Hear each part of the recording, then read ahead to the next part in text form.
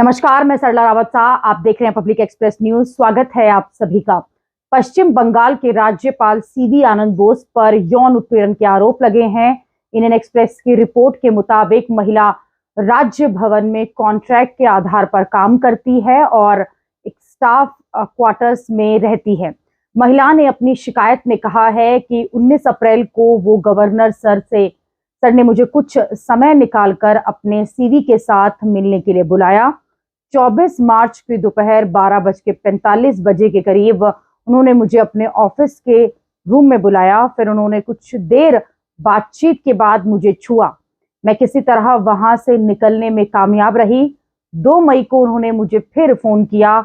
मैं अपने सुपरवाइजर को अपने साथ कॉन्फ्रेंस रूम लेकर गई क्योंकि मैं डरी हुई थी।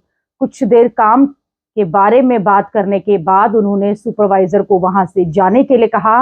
उन्होंने मेरे प्रमोशन की बात कही और बातचीत को लंबा खींचा। उन्होंने मुझे रात में फोन करने की बात भी कही। साथ ही ये बात किसी को ना बताने के लिए कहा। जब मैंने मना किया तो उन्होंने मुझे छूने की कोशिश की। फिर मैं कैसे भी बचते बचाते वहां से निकल गई।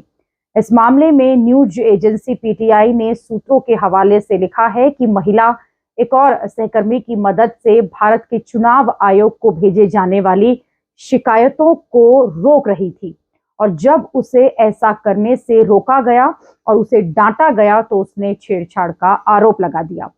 टीएमसी नेता शशि पंजा ने कहा है कि वह यह आरोप सुनकर सन्न हो गई हैं। राज्यपाल के ऊपर तंज कसते हुए कहा कि जिस राजभवन में राजधर्म का पालन होना चाहिए था, राज्यपाल सीवी आनंद बोस पर निशाना साधते हुए कहा कि राज्यपाल संदेश खाली पहुंच गए थे और महिला असम्मान की वो बात कर रहे थे। शशि पंजा ने महिला का मेडिकल टेस्ट करवाने की भी बात कही। उन्होंने कहा कि ये मामला अब पुलिस के पास है। पुलिस महिला का बयान दर्ज कर आगे की कार्यवाही करेगी। फिलहाल आपको बता दें कि दोनों ही पक्ष अपनी अपनी बात रख रहे हैं, लेकिन महिला ने यहां पर राज्यपाल के ऊपर गंभीर आरोप लगाए हैं। अभी के लिए इतना ही। अगली खबर में आपसे फिर होगी मुलाकात। देश और दुनिया की खबरों के लिए आप देखते रहिए, आप जुड़े रहिए पब्लिक एक्सप्रेस न्यूज के साथ। धन्यवाद।